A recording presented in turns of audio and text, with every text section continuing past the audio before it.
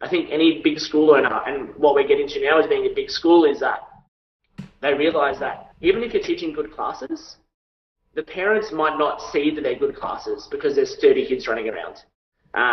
Even though you're a good instructor, it might not look like you're a good instructor to them. And at the end of the day, they're paying the bills. Hi, this is George Fourie. Welcome to the Martial Arts Media Business Podcast. I have another fantastic guest with me today, and someone I actually met, I believe it was in Sydney. We met at the main event, maybe about a year or so ago. Yeah, a bit ago, yeah. Yeah. Right, so Adam Meyers, welcome to the call. I'll give you a quick introduction.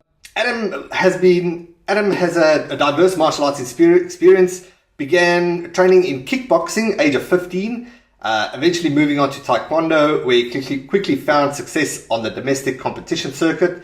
He's an 18-time state champion in sparring. He's also the 2015 and 2017 Australian national champion, member of Australian taekwondo team, and a number one ranked heavyweight in the country. Besides the martial arts achievements, Adam's also a really successful school owner, and within a short time span of 12 months, he managed to hit 250 students, I believe, Adam? In just over 12 months, yeah. Fantastic. So a lot of knowledge, and especially for anyone that's starting out, and even if you're not starting out, if you've been going for a long time and trying to hit those big numbers, this is going to be a valuable interview just to hear how Adam went on that journey. So welcome to the call, Adam. Thanks so much, George. Really appreciate you having me on the show. I'm an avid listener and a big fan. Perfect. So you better listen to this one then. I'll download it straight away. All right.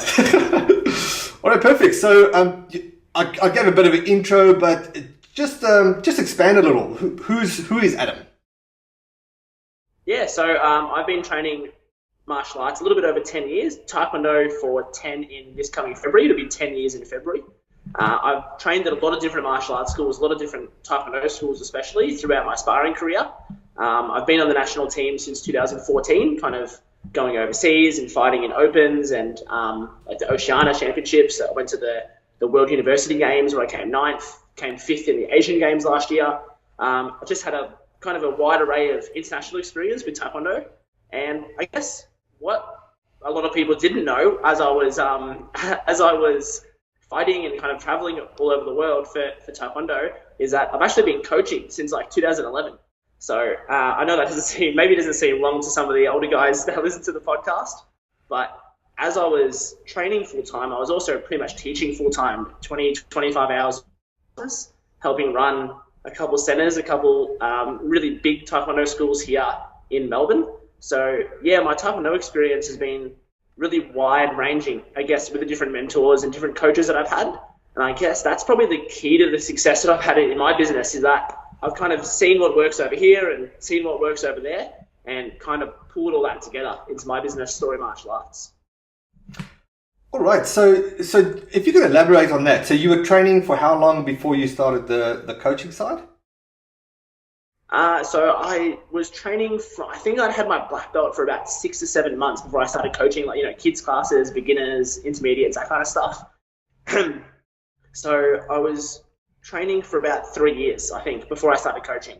Yeah. And by training, I mean, I was doing 6 to 7 classes a week of training, preparing for competitions. We would have, state team training at Box Hill, here in Melbourne as well. So we'd kind of have your club training and then state team training on the weekends. So yeah, I was doing a lot of hours in the car too. All right, cool. So there's an old saying about the quicker you start teaching what you know, the quicker you learn, because the quicker you sort of articulate everything that's been taught to you. Do you feel that helped you a lot, being able to coach from a earlier age? Yeah, definitely. It definitely helps with my martial arts skills because, look, I wasn't the most naturally technical person. I was never the most athletic. In high school, I didn't really play I played a lot of sports, but I wasn't really kind of the superstar, I wasn't like, let's have Adam on our team, that kind of thing. I was always middle of the pack. I just realized that, I guess due to my parents, I'm just the hardest worker in the room, in most rooms that I'm in. And that's probably what attributed to my success in coaching and in competing as well. Okay, so what was the big drive that, starting with the martial arts side, what was the big drive that really got you in the whole wanting to compete and really getting that taste for, all right, you're 18-time champion. What was that drive to take you to that point? In 2009, when I started competing, so I was like a yellow belt, right at the bottom, beginner level, in the juniors, so under 17 division. I watched a lot of UFC. I watched The Ultimate Fighter, so the reality show that they have. And I saw a lot of these guys were black belts in a couple of different martial arts. So, they would have black belts in Brazilian Jiu-Jitsu or black belts in Judo. They would be Division 1 national wrestlers, black belts in Taekwondo, Karate, etc. The list goes on. So I really admired the athlete Anderson Silva, who was the UFC middleweight champion at the time. He is a black belt in Taekwondo, in Judo, and Brazilian Jiu-Jitsu. So that was initially my plan, was to just get the 3 black belts. I thought, well, if I've got 3 black belts like him, I'm going to be the champ of the world. That's how it works, right? I was 16. It's as simple as that, to be world champion. So what I did was, it was just a complete fluke. I was already doing kickboxing a little bit, kind of, 2-3 times a week, just for fitness and enjoying myself and kind of liking Rocky movies and stuff like that. It wasn't really serious. It was just kind of training for training's sake. A complete fluke, in a shopping centre one day, there was a Halls Taekwondo booth signing people up to a trial offer. I think it was like $25 for 2 weeks or whatever it was at the time, 10 years ago. And I was like, you know what? Hey, Taekwondo, that was one of his black belts. That's the way to go. We'll start here. And again, 10 years ago, there wasn't a lot of MMA schools or BJJ schools around. So when I was kind of coming into my desire to be a martial artist and to be a competitor, there wasn't really a lot besides Taekwondo and Karate around. So I would have to travel like to the city or pretty far away. I didn't have my license. I was in high school.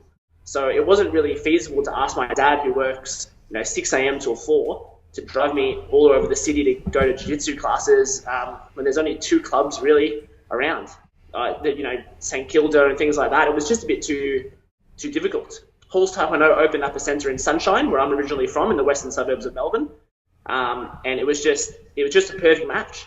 I went in. I'd been doing kickboxing, like I said, for a little bit, so I just got right to it and started training a couple times a week.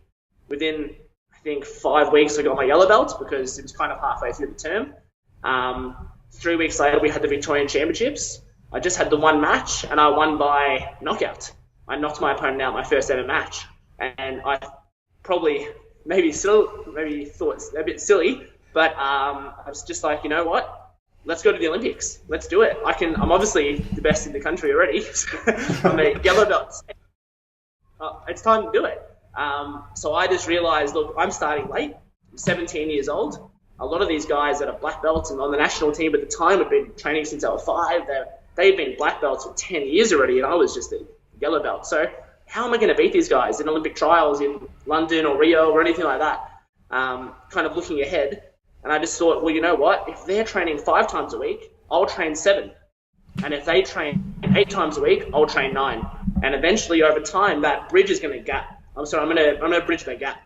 So that was kind of my initial plan, was just keep fighting, keep training as hard as I possibly could. Like I said earlier, just being the hardest worker in the room. We had a lot of guys in my club who were at a higher belt rank than me. There weren't a lot of black belts because it was a fairly new centre. So there weren't heaps of black belts for me to train with. So what I did was just made sure I turned up every day, did 2-3 hours of classes, and got after it. Right, so simple plan, right? You just get your 10,000 hours first. Yeah, I'm just going to get my 10,000 hours faster than they can get theirs. That was my initial plan, really. Okay, great, Adam. So let's jump into your school, Story Martial Arts. A question I actually wanted to ask you the first time. Why the name, Story Martial Arts? It's a good question, and not the first time that I've heard that question either, George. It's not an easy name to kind of assign to a martial arts school.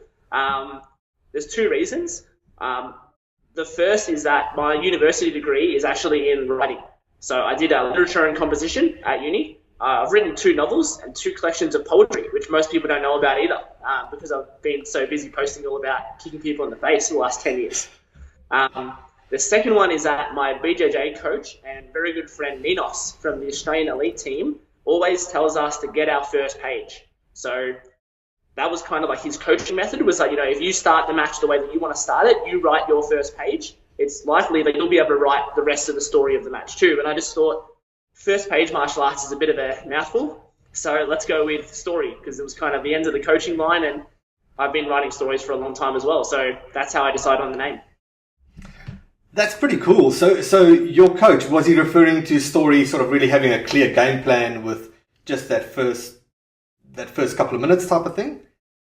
Yeah, so if you want to be, for example, if you want to pull guard, get in there and pull guard. Like if you want to get a takedown, get in there and get that takedown, or if you want to get a certain grip or play a certain game, you have to take control of the match. And I think that really applies to jiu-jitsu, but I think it really applies to all areas of martial arts, especially in Taekwondo. If I want to establish a certain distance or a certain style of play or a certain pace, I think any competitive martial artist will agree that if you start the match right and the way that you want to play, then the rest of the match is a lot easier to control. Definitely. All right, fantastic.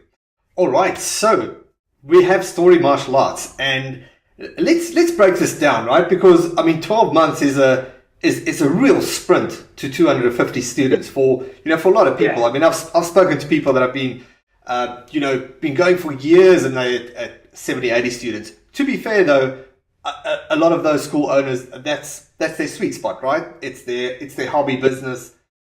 They're happy with that. But then I also speak to a lot of people that, if they were really honest with themselves, this is what, who doesn't want that lifestyle, right? They want that successful school. They want their life to be martial arts. And you've done this in a very short sprint.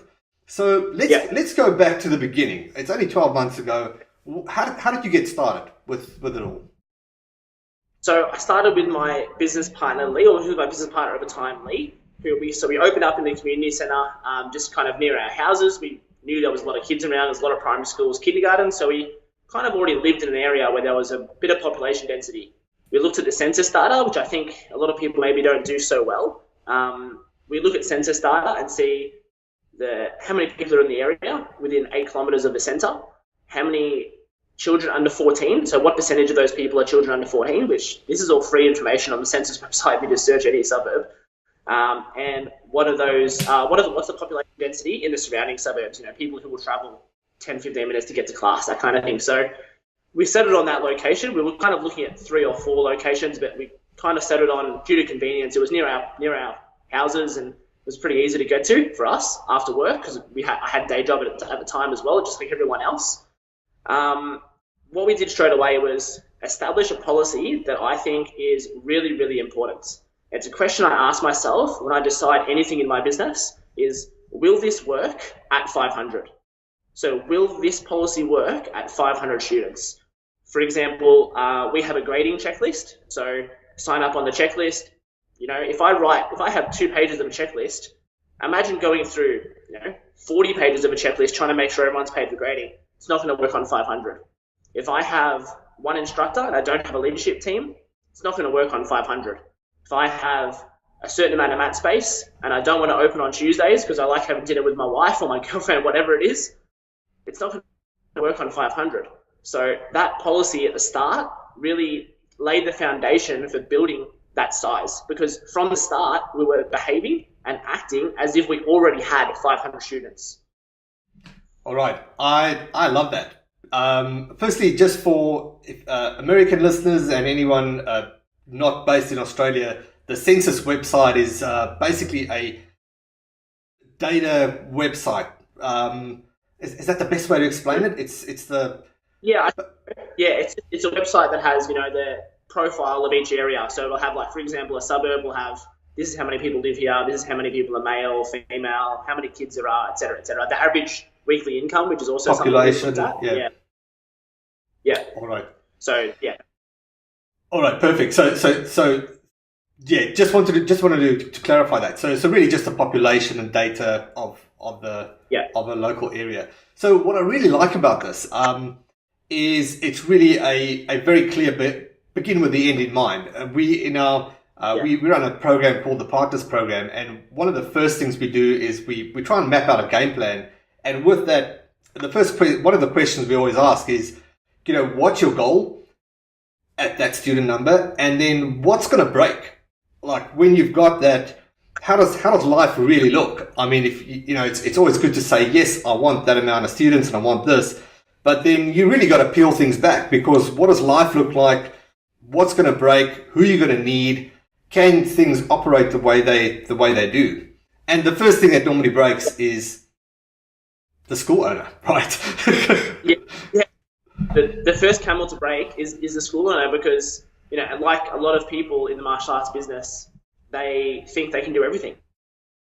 They're a black belt in karate or a black belt in taekwondo or whatever you're an expert in is not a black belt in marketing. It's not a black belt in sales. It's not a black belt in web design. It's not a black belt in any of these things. And I think that's the greatest thing to overcome is, you've spent so many years of your life earning this rank and earning this respect from your community and from your students and from the parents, that you I feel like a lot of martial arts business owners don't want to give that respect up or give that responsibility to someone else, to take control of your lifestyle. Now, for me personally, I've spent a lot of money learning how to do Facebook ads, not just from the obvious sources in Rod Darling, but I was in Ben Simpkins' mastermind for 6 months and spent nearly $20,000 learning how to do Facebook ads, because that's something that I'm really good at.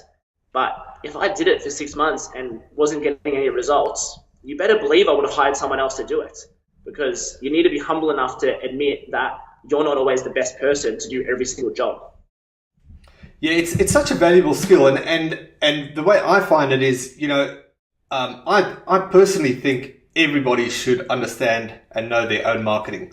We come from a done for you background where we used to do everything for school owners, but I really feel that it's an old top marketer, Dan Kennedy, top copywriter. He always had this philosophy of there's two things in your business that you don't give, that you don't hand over. One is the checkbook, the old term. Yeah.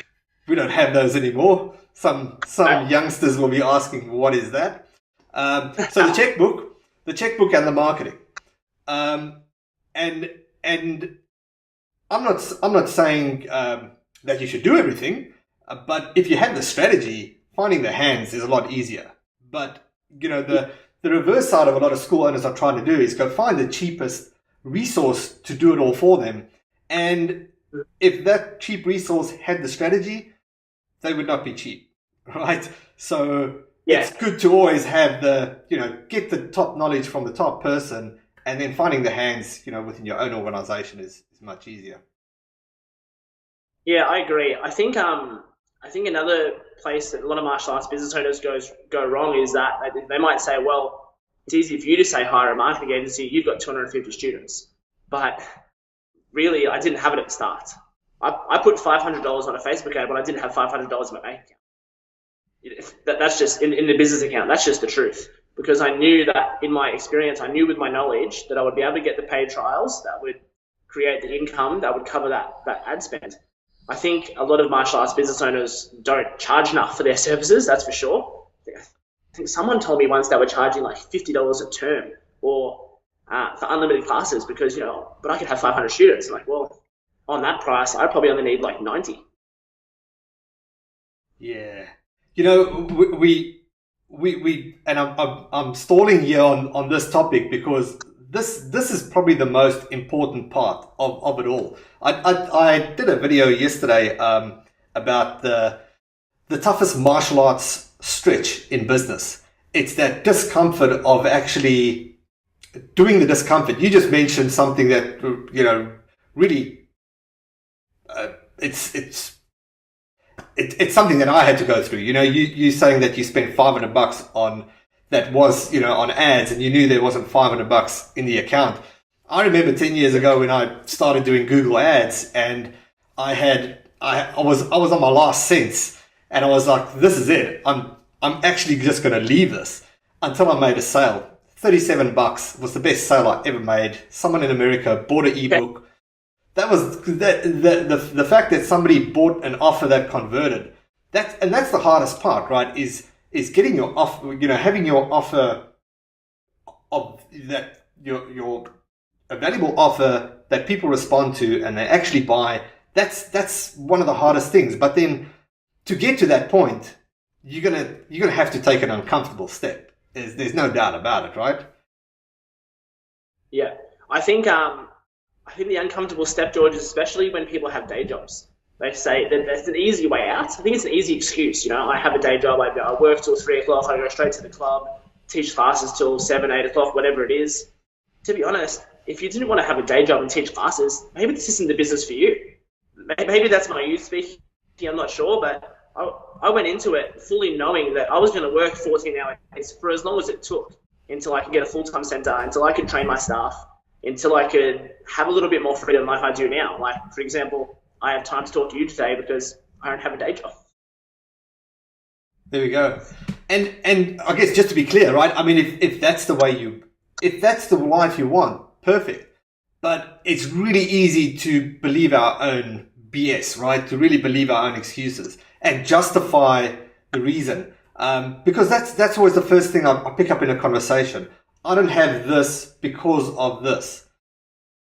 But it's really a choice, because I mean it's the story that, sorry, excuse the pun, but the story you tell, it's the story you tell yourself to justify the reason why you're not there. But that's where you've got to really challenge yourself and really challenge your self-talk and say, all right, well, is that really true? I mean, if this thing I really want, then, hey, do the uncomfortable thing. Whether that's spending money on the ads or quitting your job or whatever that is, but do that thing that's holding you back. Yeah, I'll make a contrast here to my athletic career. In competition, I was gearing up for the 2016 Rio Olympic Games. I got onto what's called the Olympic shadow team. So it's the team that you kind of get put into, and then they select the Olympic athletes out of that team. Now, I didn't end up going to the Olympics. I was just on the shadow, and that was the end of the journey for me in terms of Rio. On the way up, though, it was, after the games, my mistake, after the games, it was, it's not like, oh, they didn't pick my weight class, or I didn't get to go to as many competitions, or, it was based on world ranking points, and I didn't have the money at the time to go to all the events. Well, I also went on holiday with my girlfriend at the time. I also went out with my friends on the weekend and spent, $30-40 on a cheap night out as well. So you kind of have to be okay with saying, it's my fault. I didn't go to the Olympics, and I 100% take all the responsibility for that. If I go ahead and start blaming, Australian Taekwondo, or start blaming the Olympic Committee, I'm going to live my whole life hating people that really I caused the situation. I think martial arts business is the same, because I could have stayed on 50 students and only worked the classes, gone home, had dinner, gone to sleep. But I got home, I wrote more messages, created more flyers, created more social media content, entered all the direct debits in. I was doing everything until 10:30, 11 o'clock at night for at least the first 9 months, because I had a day job at a special ed school that I was at from 8 till 3:30. And before that 8 a.m. start, I was at the gym training for competitions. So I think if anything went wrong, even though I was working, 12, 15-hour days, I still said, you know what? That parent didn't know about the grading, or this person didn't get the email because we entered their email address in wrong in the system. That's my fault, because I didn't train the receptionist to double check, or I didn't train my instructor to remind every single parent every class instead of every second class. No matter what happens in your business, eventually it all leads back up to you, the owner, the CEO, essentially. It's all on you. So I think that's an easy escape when you have a day job. I definitely don't think that excuse is really good enough. Yeah. That's awesome. Okay, cool. So we start with the end in mind, right? So you're building up your systems. 500, does this work on 500 students? So what's the next step? So you've gone from zero, you've gone to the easiest for you to track, right? The first 50 or the first 100 students? Yeah. The first 3 months, we got 60 sign-ups the first 3 months. So straight on direct debit, we're in a community center, so the rent is like $100 a week. So 60 is plenty. We start looking at a full-time center. We find a full-time center quite quickly. Permits take a little while, as they do, but we get in there for term 3, 2017. So we spent 1 term in a part-time location. Wasn't going to work with 60 students 3 nights a week. Opened up a full-time 5 nights a week, fitted it out, etc., etc. Now, to go from that awkward point, I think from 50, 60, past our next breaking point, which was 100 of you, that's an obvious goal to get to 100 students. The thing was finding people who knew more than me. So I'm a big proponent, and anyone can ask me anytime, any questions they like on Facebook. If you are not in MABS, you are losing your mind. Paul Veldman and Rod have such an excellent program, and I base a lot of my, I did the work, but I base a lot of my success on coaching from people like Paul and Rod. I also spent the money and went to the main event 2 months after opening my business. It wasn't, that'll be good to go to next year when we have more cash. It was, how are we going to get the cash? I'm going to the main event to learn from all these guys, to learn from guys like you. And I had been in the business for a grand total of 8 weeks. So yeah, I actually presented at that main event on a coaching, not on business, but on coaching kids. I actually didn't realize that when I met you, that was you had just actually started your martial arts school. Yeah, it was hard in the round table, I think, because it's kind of hard to listen to someone who's had a club for 2 months on business, but I'd had more students than some of those guys at the time, I think. Yeah. Well, there you go. Again, the discomfort of, you're in a situation, and you're being true to what you know, and what, it's not like you're deceiving anyone, but you're pushing yourself that extra step. And that's just so important in everything that it seems to be the topic we sort of hammering on over here. What I was going to say was, at the main event, actually, I remember something that Paul Veldman was saying about taking action. So I didn't want to be one of those school owners who fills a notepad full of notes, or fills their iPad or their computer full of notes, goes home and says, geez, that was fun catching up with everyone. Business as usual. That's ridiculous. Right? What a waste of time and money. So I just got right to it. Every single note in my main event notebook has been actioned. Every single one. I did the 7-word email that you talked about when I had only 20 people to send it to. And I still got 3 of them back. So every single thing that had happened at the main events, I implemented straight away. Every coaching call that I had with Paul, everything that someone would ask in the free MABS group or the Titans group that we had at the time, every question that someone asked, I wrote a note and implemented it in my business that day. And not, that'll be good next week when I have more time, or geez, on Sunday I'm going out with the family, I've got no time. I'm my girlfriend at the time, man. You gotta take a second here, because I gotta get stuff done. So going from the part-time school, you made sure that you had some cash in the bank. So you had made sure there was some direct debits coming in, and that was the first step to get you to the full-time location.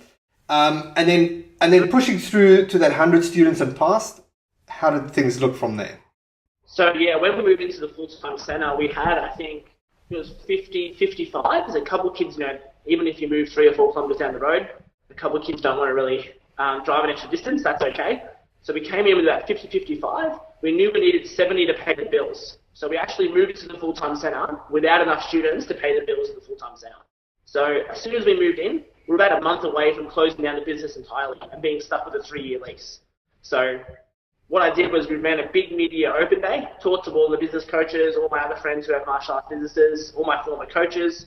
What do you do at an open day? I used to work at these open days when I was a coach at other schools as well. So ran a big open day, got 25 straight to direct debit on the day, hit 75, bills are covered, beauty.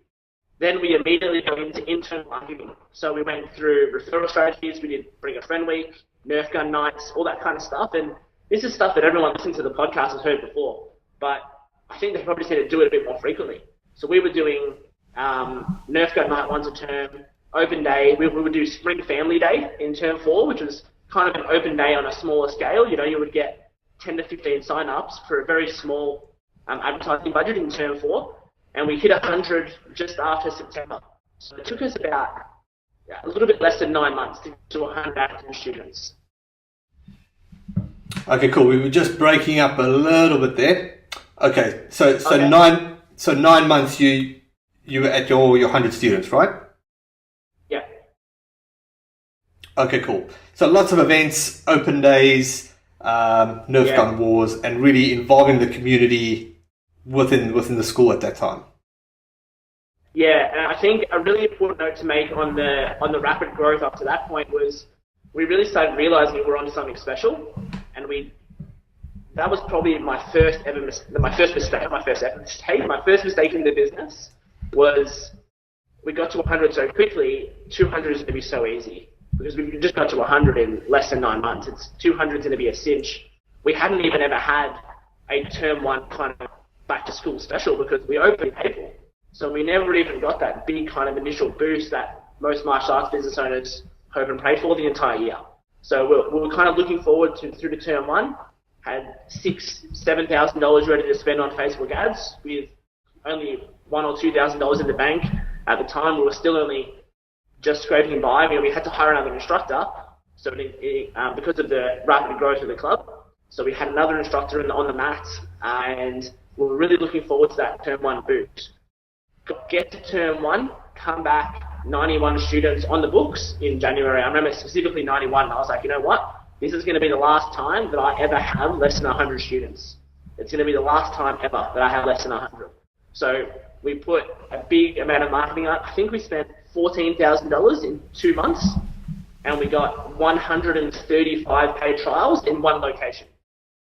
So we had a huge amount of kids. We ran open day again. So again, bang, right up to 200 straight away. So the biggest mistake we made was not adhering to our own rule, which is, does this work at 500? And the systems that we had in place at the time were working, and we thought they were going to work at 500. But all of a sudden, 130 brand new white belts in the door in the first kind of 6 weeks of the term wasn't a very good idea. So we probably should have been less aggressive with our marketing, even though it's kind of hard to give up money and students and enrollments. We should have set a limit where, 60, 70 trials, we stopped selling trials because we ended up losing I think 60 or 70 of those kids anyway. So out of 135, I think we only kept 50. So we ended up on 140 students, whereas if we had better systems and maybe more things in place for retention of new white belts, not just retention of the whole club, but white belt retention specifically, we would have done a better job at keeping a larger number of those 135 trials that we got in that month. Okay, and so that's a good point there, where it's always good to say, if only I got an extra 100 students or something. But again, how does the systems fall apart on that? How does it impact your existing students and then, of course, your new students? So if you had to, let's say, depending on when you're listening to this, but let's say the new year, you run another campaign and you get another influx of 135 students. How would you structure this differently? What would you have in place to make sure of a smooth onboarding? To be honest, I would probably try and stop it before it got to that point, because in the business now, there's a lot of color belts. Obviously, there's kids getting through to the advanced levels now. We've been open for a little bit. And I really think that I would stop at 70 or 80 trials and then just stop the ads right there. And, those kids are going to join eventually, those extra 50, 60 kids that I haven't sold trials to. But if I can get 80 and keep 65, 70 of them, it's a lot better. And also I haven't spent a lot of money on ads for kids that are going to have a negative experience in my center just because it's so jam-packed with white belts. Everyone knows that we have to give those white belts extra special attention. It's very hard to give extra special attention to 22 white belts in a new class. It's just impossible in a 30, 45-minute class. It's not possible. I think any big school owner, and what we're getting to now as being a big school, is that they realize that even if you're teaching good classes, the parents might not see that they're good classes because there's 30 kids running around. Even though you're a good instructor, it might not look like you're a good instructor to them. And at the end of the day, they're paying the bills. So I think that's what we've really been trying to curb, is making sure the parents know that I'm teaching good classes. Because, I'm obviously teaching good classes. We have this many students. We've retained a lot of them. My recent boost for this term, we had 97% sign up from trials. No word of a lie. Send anyone who's listening a Zen Plan a screenshot. So all those kids that were staying in, obviously we're running a good program. But the challenge now, becoming a bigger school, is can you run a good program at 500? So back to that initial rule again. Is this going to work? Even though it's worked up until now, is it going to work at 500? And the way that I'm teaching the classes now, I'm making the mat chats a bit more vocal. I'm making the kids laugh and go give their parents a high five and that kind of thing. Come back into the class, go tell your mum that you just had a good time, that kind of stuff. So we're really working now on making the parents part of the experience.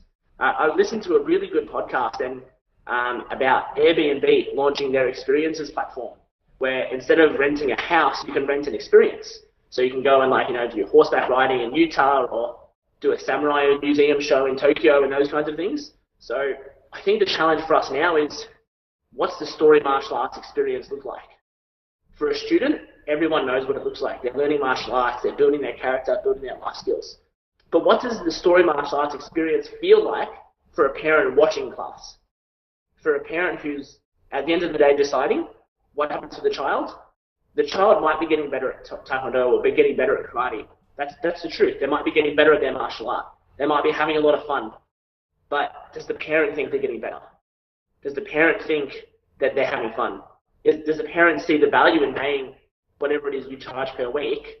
Because if you believe it and the kid believes it, it doesn't matter. Because the most important missing link in that chain is the parent who decides.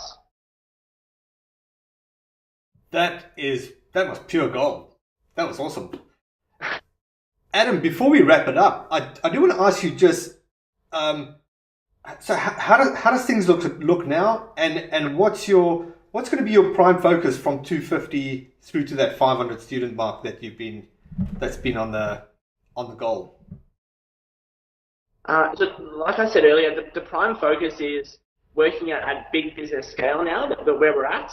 It's moving from a medium-sized martial arts school to a very large martial arts school. And what I'm doing is listening to a lot of podcasts and reading a lot of books about people who own gym franchises. So Anytime Fitness is one in particular. They have 500,000 members nationwide. So imagine the retention that you have to put on a gym. Obviously, there's no martial arts school anywhere near that. So what my sign-up experience was, I've been kind of going around to gyms and trying to sign up. So I would literally spend an hour of my day going to gyms, asking about the membership plans and seeing how they treat me as a potential client. And I've been taking the best parts and leaving out the worst, preparing for that big influx in January. Like we said at the top of the show, I think I'm opening a Pilates business as well. So not really the topic of this podcast, but Pilates and martial arts running together under the Story group of companies. How are we going to give that experience to that customer, to that client? How are we going to improve their life through the sign-up process, not through what we're teaching on the mats, because that's obvious. Everyone knows that. It doesn't need to be repeated 1,000 times. Good classes, make sure you're good at martial arts, invest in your staff training. Everyone knows that. But how pleasurable is that sign-up process? How do they go away thinking, geez, I can't believe I got away with that value? How can we even offer more and more value? Not on the mat when they come in, because everyone's already working on that. What we're not working on as an industry, I believe, is giving out those gift bags and offering free sausages to the community, going around giving out things like that, shopping centres and things like that. Things that big gyms do because they work. Martial arts businesses, I think, miss out on the sign-up experience a lot. So I guess that's my focus, is making sure the parents and the students enjoy the classes. Obviously, they have to enjoy the classes to stay, but also enjoy the process, purchasing the trial, how easy is it to buy it, come into the class, how welcoming is my staff, that kind of thing. Fantastic, I love it. Adam, we should have done this sooner. Thanks for being on the show. It was really great. No worries. And I think a lot of people are going to get a lot of value out of this. The beginning of the story and it's all value, but I think really focus on what you said in this last few minutes of the experience. That's true gold, and it's something I haven't really heard a lot of people talk about. So really, yeah, I'd really take that on board. If anybody wants to get hold of you, you mentioned also, as well, you're bringing out an ebook. Can you just tell us a bit about that? Yep. So the ebook is called Offering Value: How to Scale Your Business Through the Mathematics of Kindness. So it's really about the journey from 0 to 250, the last 12 to 18 months now, and how we're planning on offering even more value, not taking more monetary value, but offering even more value to our customers and really building an experience inside of our martial arts business. I'm also going to go over a lot of things about irresistible offers, so how we've been able to attract all the leads, and more importantly, how we've been able to sign up a staggering rate of those trials that have come up I don't think we've ever had below 80%, except for that one time where it was the big rush. So yeah, the book is called Offering Value. It's going to come out at the end of January, just in time for the back to school marketing stuff. It's going to be on Amazon. There's no courses at the end, no paid groups. It's just trying to offer value to the martial arts business industry. Fantastic. And I will link to that in the show notes, depending on when you're listening to this, that'll be available. And Adam, thanks again